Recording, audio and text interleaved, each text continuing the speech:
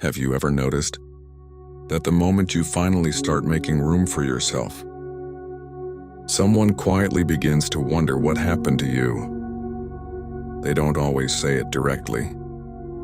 Sometimes it's just a different tone, a different look, a little more distance, and before you know it, you begin wondering if you've done something wrong.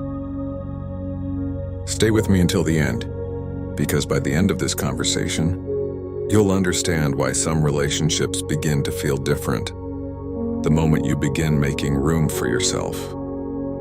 And once you understand why, you'll stop blaming yourself for it, because what you're about to hear may completely change the way you see this season of your life. Sometimes, choosing yourself doesn't begin with a big decision. Sometimes, it begins with something so small, almost nobody notices. You pause before saying yes. You take one night before giving an answer. You decide you're too tired to always be the one who adjusts. They seem like such small changes, but then something unexpected happens. Someone looks at you and quietly says, "You've changed." And somehow those two words hurt far more than you expected, because you weren't trying to become a different person. You were only trying to make a little more room for yourself. Not because you love the people around you less, but because for the first time in a long time, you're trying to care about yourself too. And yet, instead of feeling free, you begin feeling guilty. You wonder, am I becoming selfish? Have I changed too much? What if the people I love stop recognizing me? But here's what's strange. Almost everyone who begins making room for themselves walks through this exact moment. The question is, why? Why does something that feels healthy so often feel like it's hurting the people we love? And that's exactly where most people begin making a mistake they don't even realize they're making.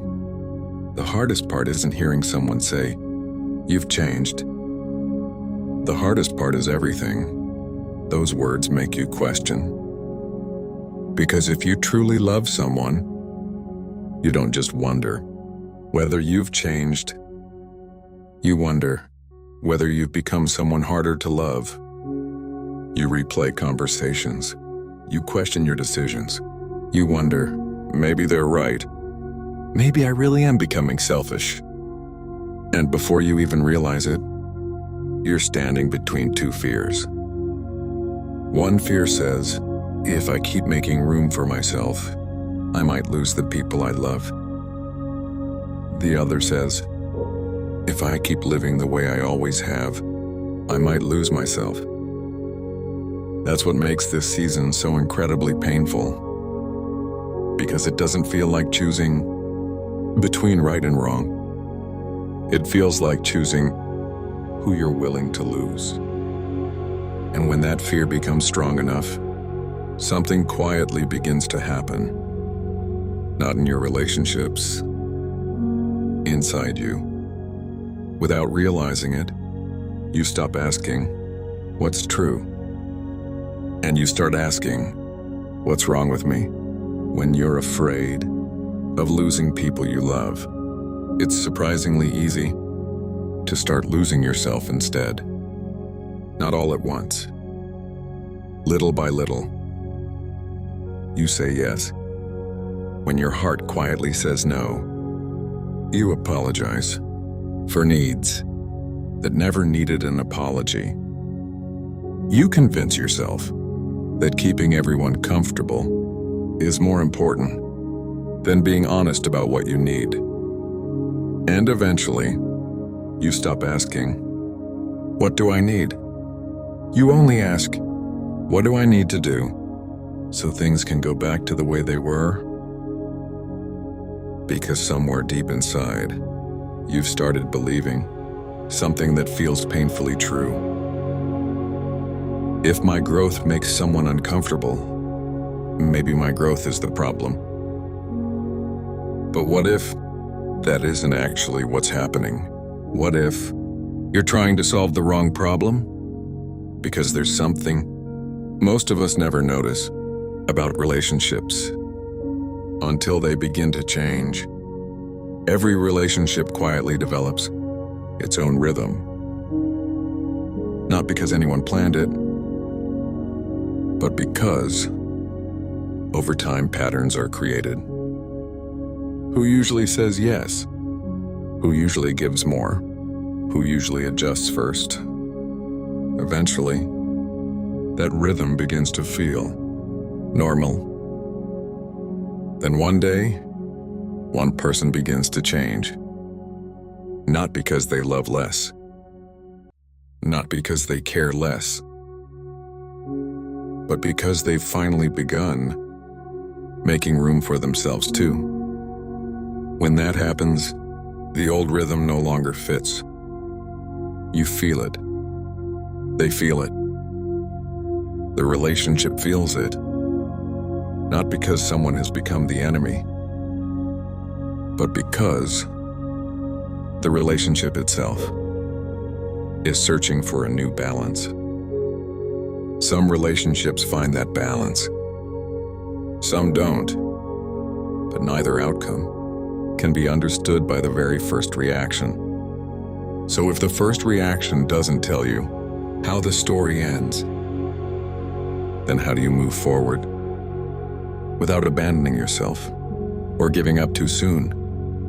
Maybe that's the wrong question.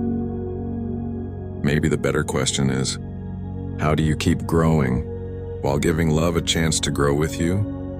Maybe the goal was never to make every relationship stay exactly the same. Maybe the goal was to stop asking yourself to stay exactly the same for every relationship. Because the truth is, you can't control how someone responds to your growth. You can't make them understand before they're ready. And you can't force a relationship to find a new balance. What you can do is something much quieter. You can keep making room for yourself.